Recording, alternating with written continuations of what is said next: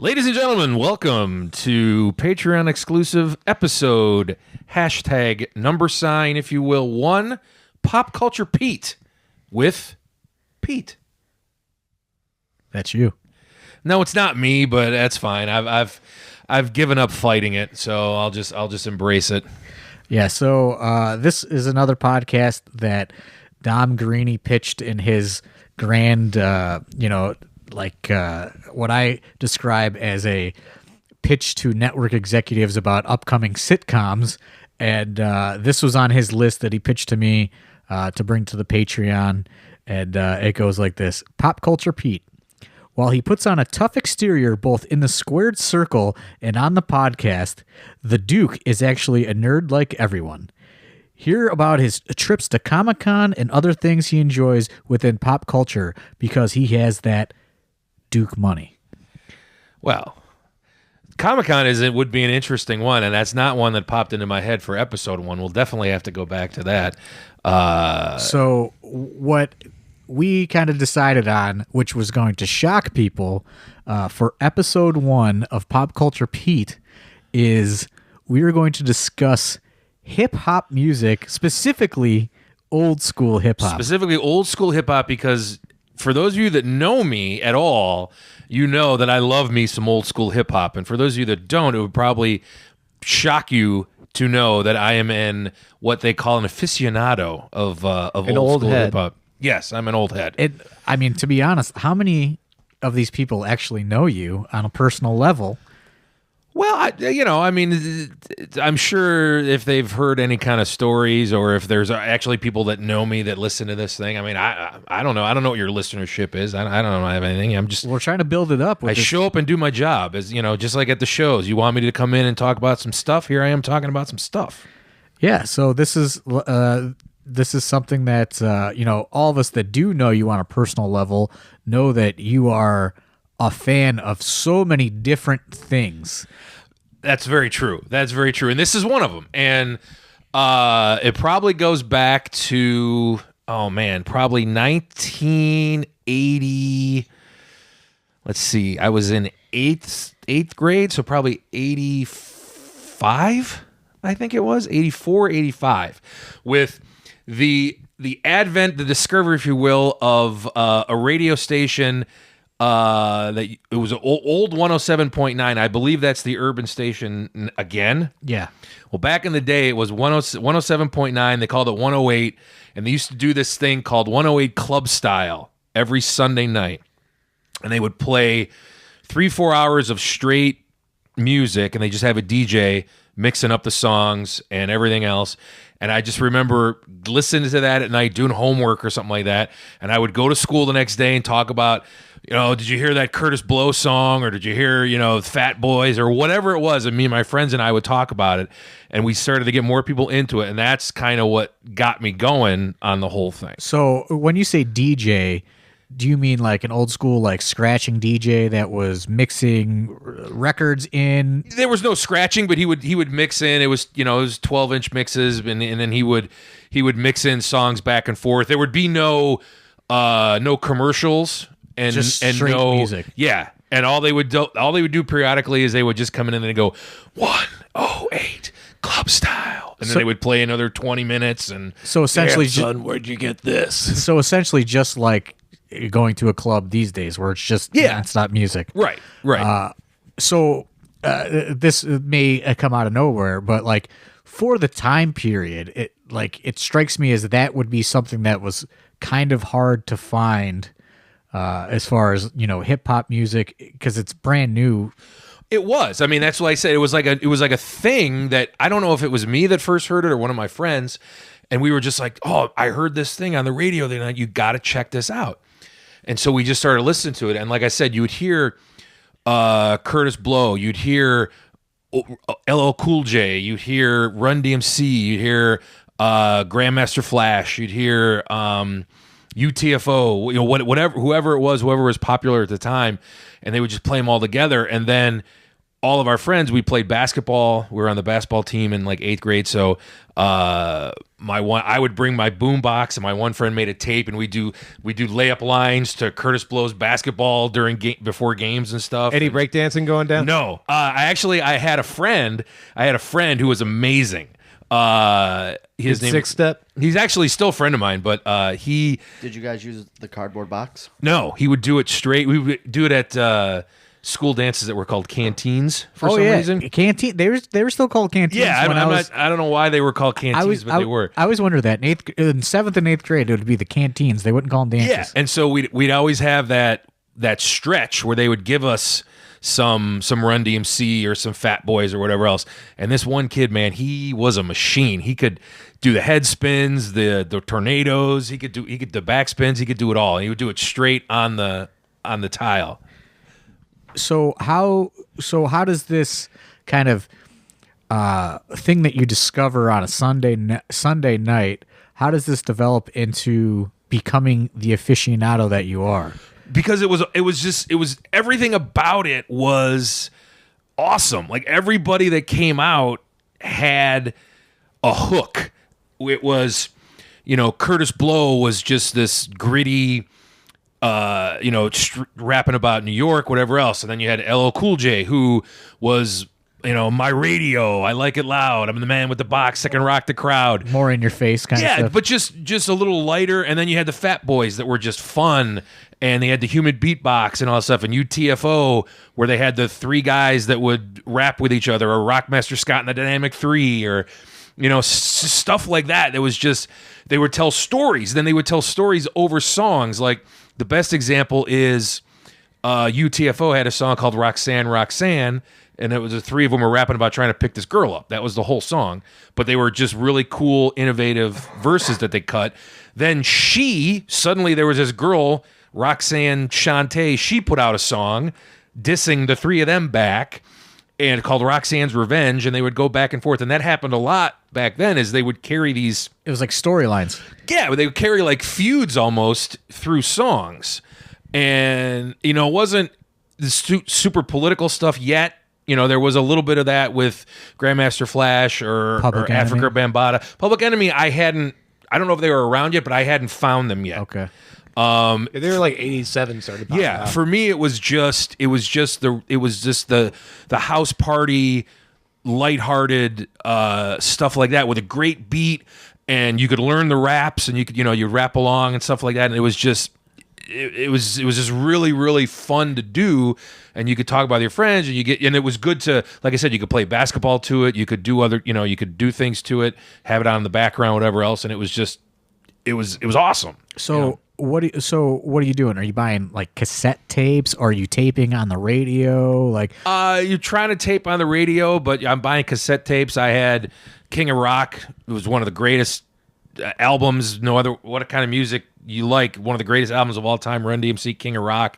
I had a lot of, back then you had the singles where they'd put out the one song or Right. the 2 songs, so you'd have like the UTFO songs, or I had Fat Boys, actually records back then too, LPs. So yeah, whatever you get your hands on, Like a vinyl record? Yeah. Did you yeah. used to pretend you're a DJ and scratch them? Not at that point, but I will get to that eventually. Were these things hard to find? Because even in my youth, in the mid 90s, it was like hip hop music and rap music was still kind of like shunned a little bit, so to speak. So was it even more difficult to get your hands on this stuff in the 80s? It wasn't as difficult as you think, because it was just a new type of music. Like I said, it didn't have like any sort of like judgment or anything. No, it didn't have the political stuff to it. It didn't have, so people wouldn't say, "Oh, that's don't listen to that. That's this, that, or whatever thing." It's just Not as much cussing. Well, not even that. It was just, it wasn't angry. It wasn't, it was just fun. Maybe it was different because when I'm a teenager, that's when like the gangster rap stuff hit. That's what I'm really saying. hard. That didn't happen. You had, and then and they kind of had the records, they had the music. You had the Fat Boys doing the tie-ins with, the Beach Boys and Chubby Checker. You had the not necessarily the break-in movies or whatever, but they had Crush Groove, the movie with Curtis Blow and LL Cool J and Fat Boys and Sheila E. And they were trying to get their hands into everything they could and get everything out there, and I just ate it all up. So Breakin', that was a movie just about breakdancing, right? Yeah. And Breakin' 2 was Electric Boogaloo. Am I right on that? It was the Electric Boogaloo. But Crush Groove is a better movie than those two, and that's like I said, that's LL, Run DMC, Curtis Blow, Fat Boys, and it's about this guy trying to get this record label off the ground called Crush Groove Records, and he's trying to have this concert with all these famous names in it. That was the first appearance basically of LL Cool J, and he was like 15 years old. I've never heard of that movie in my life. Ever. I don't doubt that for a second. That was the same era as the great Motown film, The Last Dragon. Yeah, Crush Groove was 85. Yeah, I believe. I think Last Dragon, was 85, 86, somewhere Yeah. there. Great Yeah. film. Last Dragon is with Shonuff, right? Yeah. Yeah. Okay, I know The Last Dragon. I own it. I'd never heard of Crush No, Groove. Crush Groove is if you like old school hip hop, you have to see it because it's got Fat Boys do a couple songs in it. Other Sheila E., who's a not hip hop star but amazing, she does Glamorous Life in it, I believe. It's really interesting. The only my only exposure to the Fat Boys is they did a song on the Nightmare on Elm Street 4 soundtrack in which they filmed a music video, and this is the height of MTV music videos, and they actually had a music video that like Freddy Krueger stars in, and I've seen that like numerous times, but I know nothing else really about the Fat Boys other than that. The Fat Boys have probably put out 3-4 albums. They did 1 or 2 movies. Yeah. Disorderlies was the one I can remember, and they did Crush Groove. So yeah, but it was one. I think only one of them still alive. It was Prince, Marky D, Cool Rock Ski, and the Human Beatbox completes the 3. Not to rap or steal their lines, but that's how they used to introduce themselves. Prince Marky D, I believe, is the lighter skinned, like Samoan looking one, and he's still alive. I think the other 2 were just really, really fat, and I think they had health problems. But it's funny you say that because have you ever heard the DJ Jazzy Jeff and the Fresh Prince? Yes, Nightmare on My Street. Okay, Yes. I heard that. So, do you become a fan of DJ Jazzy Jeff, Fresh Prince, or eventually? Yeah, I mean, at this point, we're in.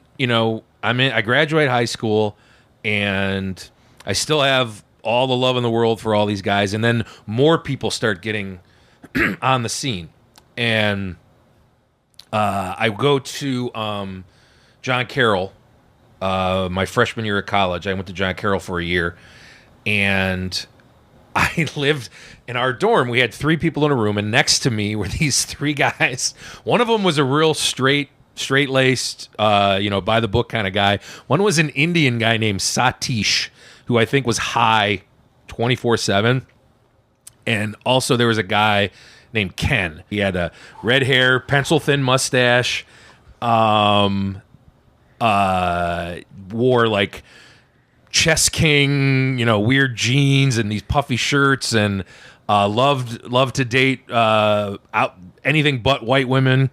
He was a weird dude. And one day he comes to us and he goes, "Hey, do you guys want to go to a concert at the Masonic Temple where ECW used to run and all that stuff?" Oh wow! And I'm like, "Well, who's playing?" And he goes, "Well, it's Third Base, Queen Latifah, and Digital Underground." And I was like, "Yes, I'm in." And I had just discovered Digital Underground a few months before that. I saw their video for Do What You Like, and I saw it, and I was like, "These guys are going to be huge," because it was amazing. Explain, so who's the headliner there? Third Base?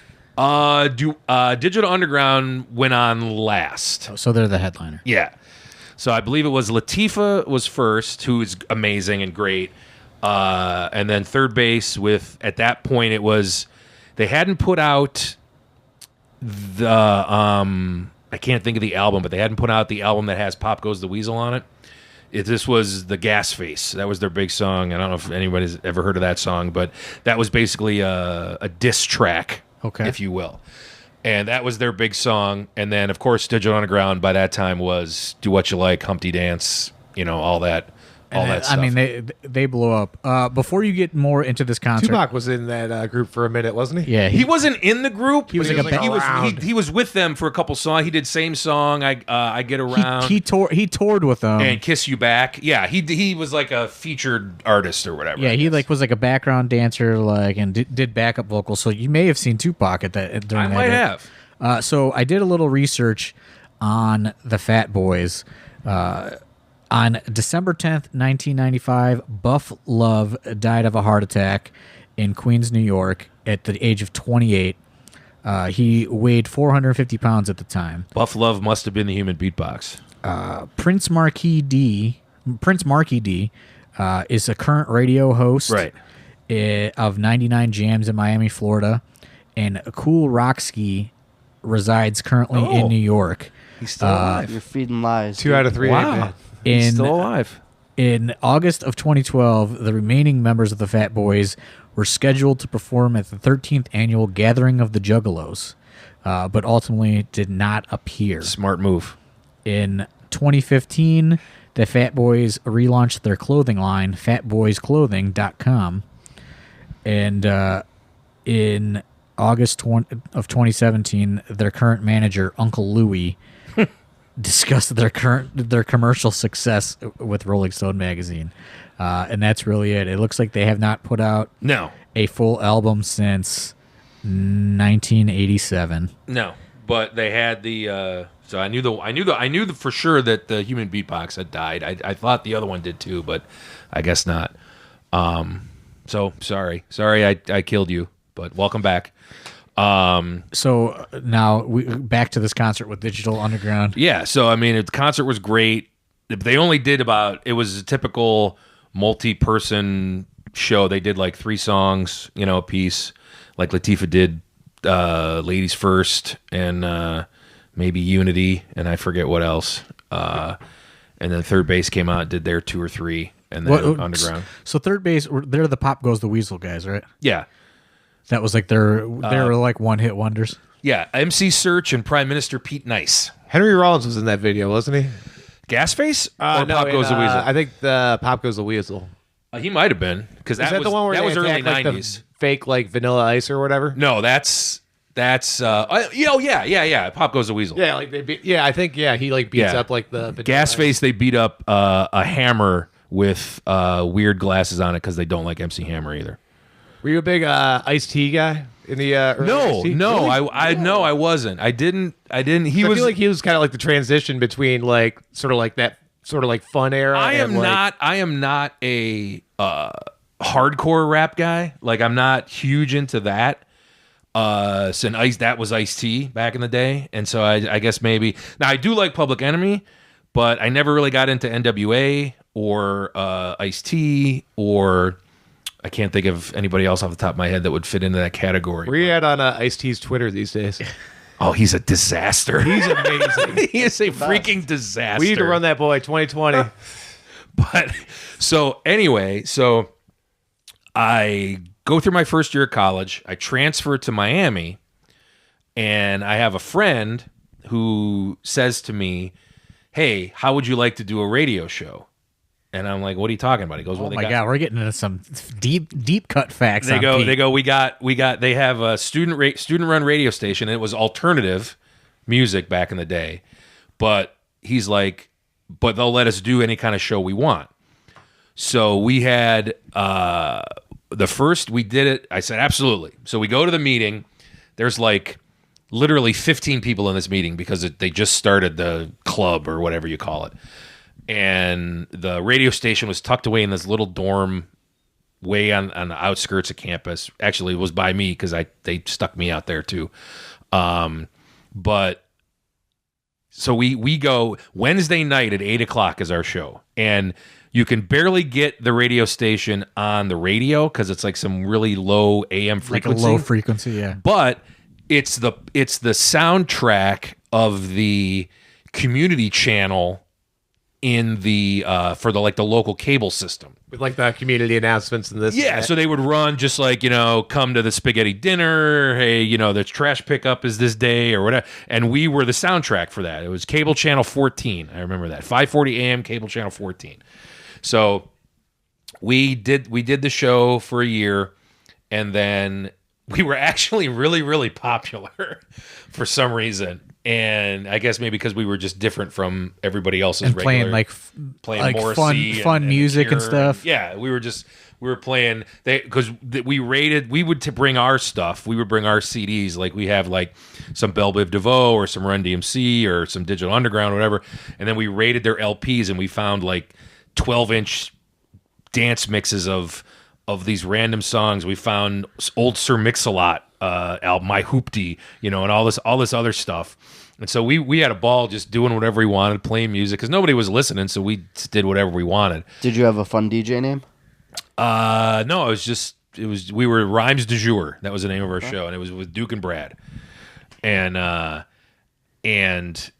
when we went through the first year, then we got to the second year, and they put us on the coveted Friday afternoon lineup at 4:00. Oh, that's got to be a hot time for a college kid. It was. It was actually a really hot time because that's when everybody started getting drunk, and it was actually one of the best time slots they had. And they were like, "You guys want it?" We're like, "Yeah, sure." Because I guess it's kind of hard maybe for some people to understand, how things were then to where it's like it was the radio or nothing as far as music pretty much. Yeah, I mean, this was 92, 93. So, CDs were like 3 years old, I Right. think. And so we would just bring all our stuff in. And that's to your point earlier about doing the scratches or whatever. Whenever we would play music, like we had explicit stuff. So man. my Snoop Dogg CD was the Doggy Style was the explicit, not the radio edit. like but- the one you got in the store. Right. So it's got all the mother effers and all, or motherfuckers, I guess I can swear. So yeah, all that stuff. So we would put an old record, no matter what, we just pull a record out of the bin and lay it on the turntable and turn the turntable up, and we would just edit the music ourselves. We would just scratch over all the swear words ourselves so we could play the music. So because we didn't care. But so then So you really kind of had to be on your game because there's probably we didn't do it with songs we didn't know. We made sure we knew all the words. That's what I'm saying. Yeah. But like as you start entering the 90s, I think the content of hip hop music starts to change from fun party music to it gets a little bit more aggressive. Yeah. And well, yeah, I mean, obviously with when you have, Digital Underground changed. You have like the Snoop Dogg and Dr. Dre and And I just looked. MC Hammer even tried to pivot a little bit. which I actually like. I actually like that was that stuff. Please Don't Hurt Him Hammer Yeah, or whatever? I actually when MC Hammer went gangster, I actually enjoy that. Which I was shocked he didn't get a lot more praise because I don't know if a lot of people even know this, but MC Hammer went to Death Row Records. Like that's where he was on Death Row. That's where his gangster rap album came from, and like his new image. He was a guy that went to Death Row Records. Well, he tried everything. I mean, he was the Oakland A's ball boy, and that's what he was when he was a kid. Then he was a dancer. Then he did Turn This Mother Out, which is one of the greatest rap songs of all time. His first hit. And then he was the dance, the parachute pants and dancing all the time. Then he did I think was the religious one was before was it before or after the gangster one? It had to have been after. Because he did the hardcore, and then he did You've Got to Pray and all this stuff. Yeah, he was like MC Jesus after that. Please Hammer Don't Hurt Him came out in 1990. So I'm looking Too Legit Please to Quit. Hammer Don't Hurt Him was his regular. Yeah. album. I'm just going through. Yeah. Too Legit to Quit 91. I'm trying to look and see where The one you want has Pumps and a Bump on it, and that's the more heavy hardcore. New Venture with Oaktown Records 92, 93. Oaktown 357, one of the greatest women's rap groups ever. The Funky Headhunter Primetime 94. Funky Headhunter I think might be it. Pumps and the Bump, Funky Headhunter. It's Yeah. all good. Oh, It's All Good is a great song. Yeah. It's funny. I remember reading an interview with Rick James, and he was talking about like they're asking about like his influence on like hip hop and funk music and this and that. And he said he fucking hated it for a while, and like he like fucking like wasn't letting people sample his shit until like basically Hammer came to him and was like, I don't want fucking my music used to call somebody's mama a bitch and this and that. My mom's not no bitch, like da da da da. And Hammer's like, no, it's all clean. And like Rick James was like, all right, cool. Which, knowing Rick James, like him getting on any kind of high horse. Well, yeah.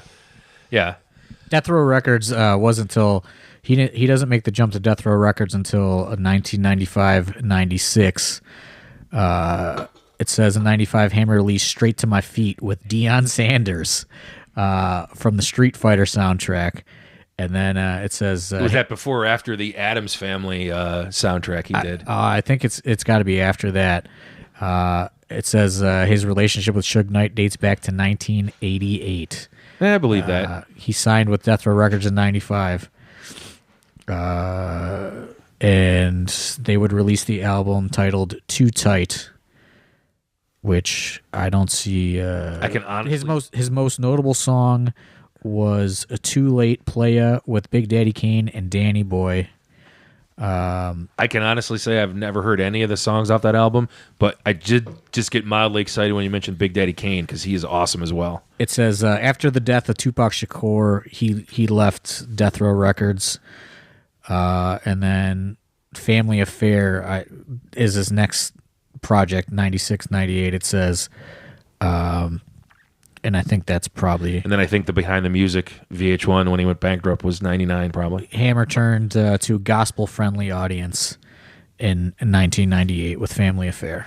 Yeah. But yeah, we just went off on a little tangent there. But Yeah. Big Daddy Kane, a.k.a. Glenn Jacobs, in between gimmicks. Oh, maybe. I mean, Big Daddy Kane had some bangers back in the day. Him and Kumo D, Right before he became a dentist, right? two other guys I forgot. Yeah, Yeah. he went to dentist school somewhere in there. Yeah. so you become a DJ scratcher. When do you? I guess, do you ever evolve outside of, like, everyone hits that point when they're listening to music to where it's like you're listening to everything new and then you just stop and you're just listening to what you listen to and that's it. Like, when do you stop the evolution of your hip hop fandom? The fandom is still there. The hip hop music for the last 20 years is just terrible. Well, that's what I mean. I mean, it's like I could not tell you one Lil Wayne song, 2 Chainz, Little John. You know, I know the Little John song because I see it on the radio or hear it on the radio sometimes. I don't listen to it at all because it's awful. It's Duck if you buck. It's unlistenable. It doesn't have any kind of a message. It doesn't have any kind of the beats aren't really that great. It's just missing the, I don't even know how to explain it. It's just missing that. It doesn't have that it factor. So I guess as we wind down the first episode of Pop Culture Pete, I guess give me, your most influential / favorite old school hip hop artist, and then also give me a couple of your favorite songs. For some people might not even be aware of some of this stuff. Give me your deep give me your deep cuts. All right. Well, first the greatest rap group of all time is Digital Underground, hands down. It's not even up for debate. Did seeing them live change your opinion on that? No, seeing them live was just icing on the cake. I've got it like solidified 3 it or for 4 of their albums.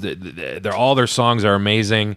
I know Worldwide mentioned Tupac before. That's one of my favorite rap songs of all time. Is a song called "Same Song" that it was on an EP that they did. It's also in one of the worst movies ever made, Nothing But Trouble, right? Yes. They did that song for the soundtrack, Yes. and they appear in it. in the yeah.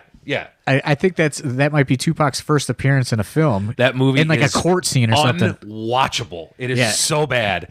And but the song is amazing. Trying to think of other songs that I'm trying to think of songs that I just pop when they come on the backspin on Sirius. I Go to Work by Big Daddy Kane is a great song.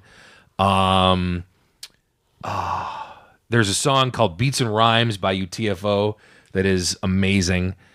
I've never even heard of that group at all. UTFO? No. Oh man, you're missing out. Trying to think a couple other ones. Down with the King. Yeah. Run DMC is an amazing song. They did that little remix for the DX WWF That one's rap good. album. That Yeah. one's Yeah. And then I'm trying to think of pick like favorite song of every group. Then LL. Rock the Bells, right? Come on. No, actually, his newer. I like it. It's not new anymore, but like "Jinglin' Baby" is probably is up there for LL or "My Radio," the What- original. What about? Did you like when he had Or his Go Cut Creator Go is also a really good. Did you like when he had his little resurgence in the late Yeah, '90s? that's what I'm talking about. "Jinglin' Baby" was one of those songs. Doing it around. Yeah, doing it well. Whatever. Yeah, let me see. The female wise, I mean, Latifah's good. There's actually a great mix if you want. Like back in the early '90s, they had a thing where they would put like 20 people on one record, and it's called "Roll with the Flavor." Okay. If you ever want to hear Freddie Fox, aka Bumpy Knuckles, cuts an amazing verse on that song, and Latifah's good on it. What's Bumpy Knuckle? What's he from? I've heard that. He name. produced He like worked some with John Cena. Cena shit. Okay, which that's also how I know. which is Batman. also a damn good song. I'm He's going to got go a on song record called, and say, 24 Hours that goes hard as fuck too. oh yeah, he's Freddie Fox. He's amazing. But Bad Man is a damn good song. Bad man. I'm going to go on record and say that right Yeah, now. Freddie Fox is pissed. When this will get off on a little bit of a tangent, but like right when AIW first started, and we were working with Peabody's the Concert Club, one of the guys that was involved with us, he also worked there, and we kind of had John Cena only did I think like 3 actual concerts, and one of them was in Cleveland that we kind of helped coordinate, and it was wild to see John Cena perform live. It's before your time in AIW, I think. No, because I remember. Well, maybe because I remember changing upstairs and somebody making the comment. Well, yeah, that's Cena where- was there with Cena was doing his thing up there, but that's half of Cleveland, I think. so it was. But yeah, that's how I knew Bumpy Knuckles. I was like, how do I fucking know that name? Yeah, but there's just do yourself a favor. Go on YouTube, look up any of the bands I mentioned, or the guys I mentioned, or the girls I mentioned. Listen to some of their shit. It's fucking amazing. It's so much better than this stupid crap that you hear today. Oh, I got something to show you hip-hop-wise. after the podcast. Any final comments from the peanut gallery here? Before my time, but the fashion was on point in the mid '80s. With That is tight- very true. In the early With 80s, the Kangos tight leather pants and the parachute fucking pants, and yeah, they had. goddamn gauntlets. They were like the Legion of Doom. I did have some parachute pants knew back it. when I was. Did you have the Kangol hat too? I did not have a Kangol. No. Oh my gosh. There was a store at Great Northern Mall called Chess King, Some shell top Adidas. and no, I did not. I did not have the untied, open white Adidas. Did you have a golden necklace, like a little golden chain? Like No, I just Arn had, I just Anderson had style? the I just had the parachute pants. Earring. No, never had an earring. You should get an earring. Yeah. I don't know. A little hoop. That's a different episode. A little It's a hoop. power move. All right. You Well, get an earring, I'll get an earring. We'll figure it out. Okay. I think this is a good first episode. I think the pilot may get renewed for a full order of 13 season. episodes. Yeah. See you in Pilot is see you in syndication. Yes. Lit. Fam. All right. Any final words? No, man. Just like I said, just check out those people I mentioned. You guys open your ears and your mind to a whole other world, and you'll thank me for it. All right. Well, till next time. Take me to another place.